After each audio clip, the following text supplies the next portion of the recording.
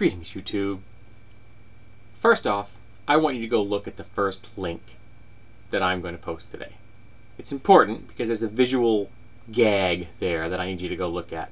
It compares two different ads, which are based upon the same image. The first is an actual ad done by Annette Funicello back in 1961. And the second ad is a parody of that ad. Now it's important you be able to see these two items together to get the punch of this. So pause this, go look at them, come back. All right?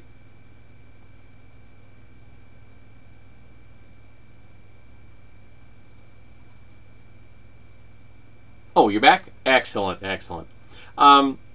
So you have an ad for, what is it, Yasmin, a product that was only made available in 2001, being based upon an Annette Funicello ad. Now, obviously, the Yasmin ad is a parody done by some person out there as a joke, because the image is exactly the same for both ads. And, of course, Annette Funicello and her descendants would not allow this to be used as an actual ad. You can't do anything about it as far as parody is concerned, but you could prevent it from an actual advertisement.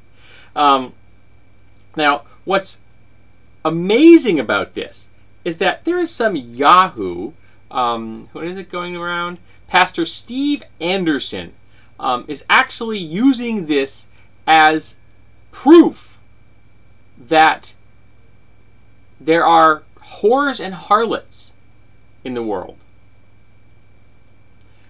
Now, I can only assume that he's unaware of the fact that the first of these images was from 1961, and that the second of these images is a parody done in the 21st century based on the first one.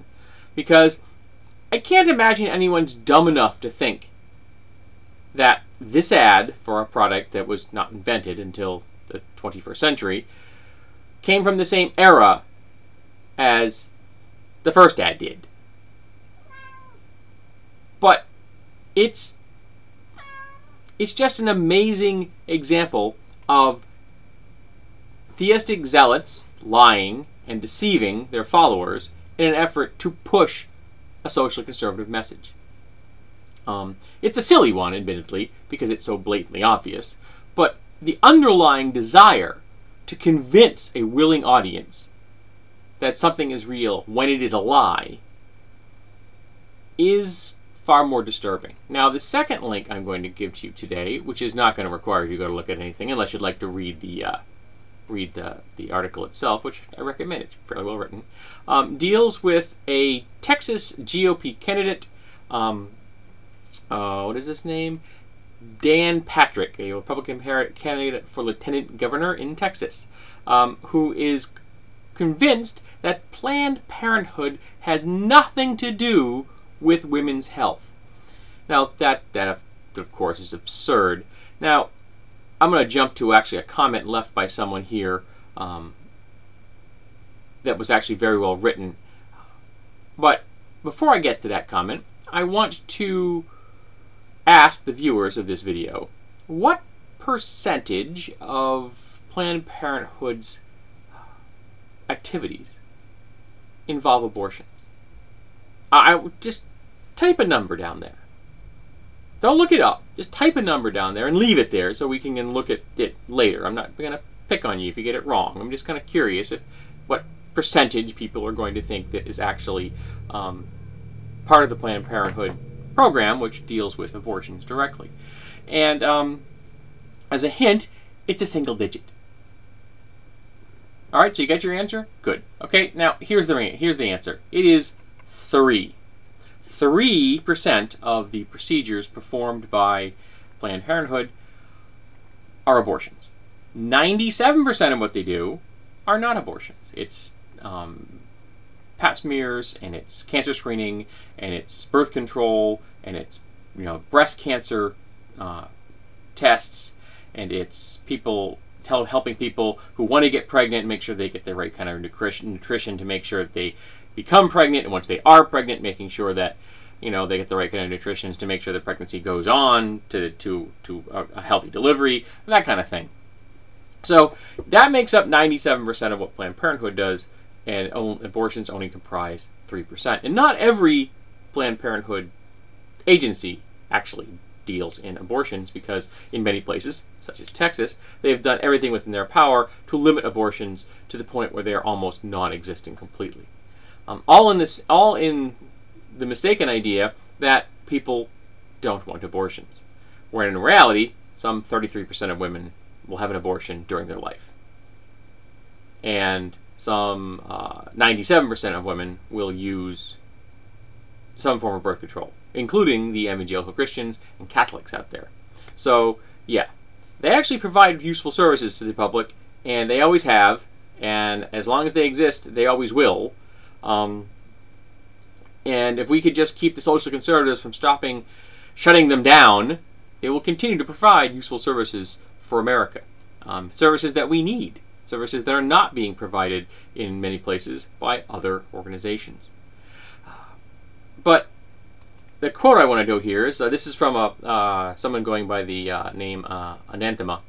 I went to Planned Parenthood about a month ago because I needed birth control pills, which have helped to reduce both my acne and my premenstrual cramps, which is something else I've heard other people discuss as well. Menstrual regulation is a useful byproduct of birth control. When I was there, I decided to get tested for STIs and also get a pap smear and a breast exam. I guess that in Dan Patrick's world, getting medication which decreases the severity of skin conditions and reduces uncomfortable cramps has nothing to do with health. And tests for infectious diseases and cancer don't have anything to do with health either.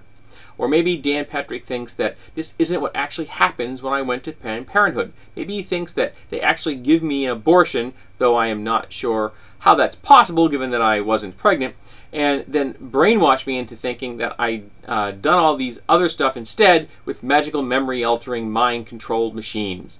A lovely bit of alliteration. And that's not getting into the fact that even if the only thing that Planned Parenthood did was provide abortions, they'd still be providing a service for the women's health, because being pregnant can affect your health. May the gods bless her, she's right. So even if the only thing Planned Parenthood did was provide abortions, they would still be providing a useful service to the world. But that's not the only thing they're doing. That's not the only thing that they've ever done. And only 3% of what they do is abortions. And the rest is helping women help to plan their reproductive course over the length of their life. And we need that. In a lot of places, this may be the only affordable access that women have to this kind of treatment. Birth control is vastly important. In my opinion, not only should we be teaching proper sex education in our schools, we should be backing trucks up filled with birth control into high schools and dumping them into the quads. We should make sure that every single high school student there is has their pockets crammed with birth control.